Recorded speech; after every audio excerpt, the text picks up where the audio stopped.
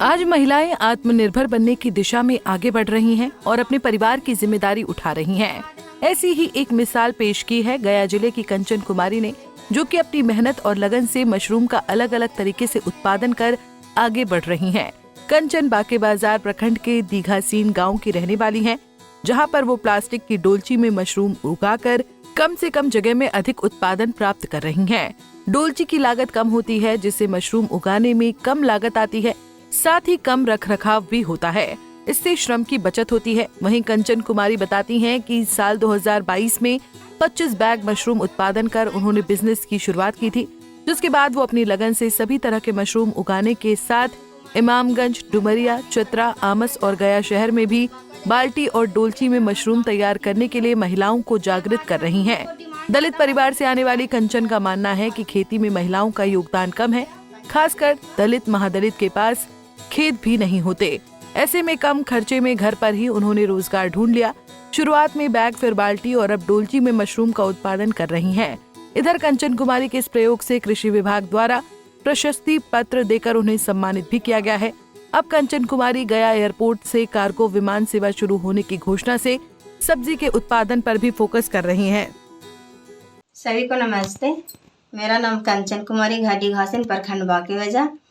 हम forest India में काम करते हैं। फॉरेस्ट इंडिया के माध्यम से बुधा मशरूम मिटाहरी राजेश सर के द्वारा हमको प्रशिक्षण मिला और 2022 में हम 25 बैग मशरूम लगाए। तो हमको लगा कि कम जगह में क्यों न इससे हम कम जगह में ज़्यादा उपज करके हम इससे पैसा कमा सकते हैं। तो हम 2022 में 25 मशरूम से स्टार्ट किए थे। 2023 में हम 200 बैग लगाए, तो हमको बहुत अच्छा इससे इनकम हुआ। और इसके बाद हम बाके बाजार एफपीओ से जुड़कर काम किए, जो इसमें बहुत बड़ा रजनी सर का सहयोग मिला हमको, जो हम समय समय से स्पॉन बीज मंगाते हैं उनसे और एफपीओ के माध्यम से हमको घर तक आ जाता है। तो हम अब घर पर ही ओस्टर मशरूम लगाते हैं और डिमांड के अनुसार बैग बनाकर हम दूर दूर भेजते हैं। जैसे में कोई महीना में हमको 1000, कोई महीना में 2000, 1300, 1200, 500 इस तरह से डिमांड आता है। उस अनुसार से हम स्पॉन एफपीओ के माध्यम से मंगाते हैं और घर पर ही ओस्टर बैग तैयार करके हम भेजते हैं। जैसे में हम चंडी स्थान और डुमरिया, रांची या गुड़ारू, डुमरिया, बाके बाजार, ये सब सभी जगह हम भेजते हैं। तो अक्टूबर में हम लगाए थे बटन मशरूम। तो हम फील्ड में जाते थे तो हमको लगा कि से दीदी लोग साग काट के, तो कभी सब्जी काट के तोड़ के लाती थी, तो हमको लगा कि शायद हमको भी खेत रहता था। हमको इच्छा हुआ कि मेरा भी खेत रहता तो हम भी करते।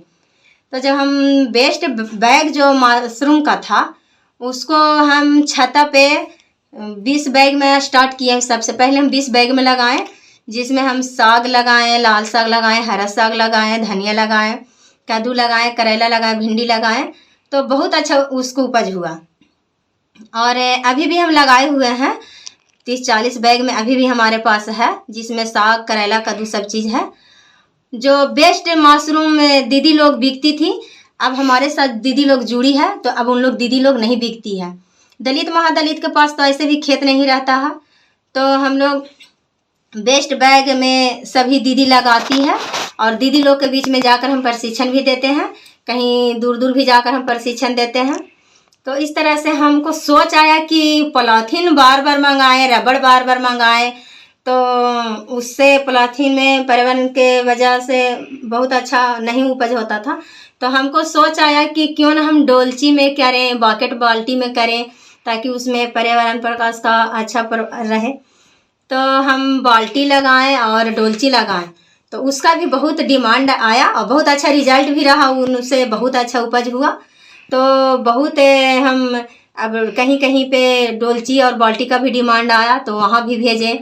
और अभी भी हमारे पास 100 डोलची और 50 बैग है बना हुआ और 100 बाल्टी है, जो बहुत अच्छा फलन है। बता दें कि कंचन अपने माध्यम से महिलाओं को न सिर्फ रोजगार से जोड़ रही हैं, बल्कि उन्हें समाज में आत्मसम्मान देकर नई पहचान बना रही हैं।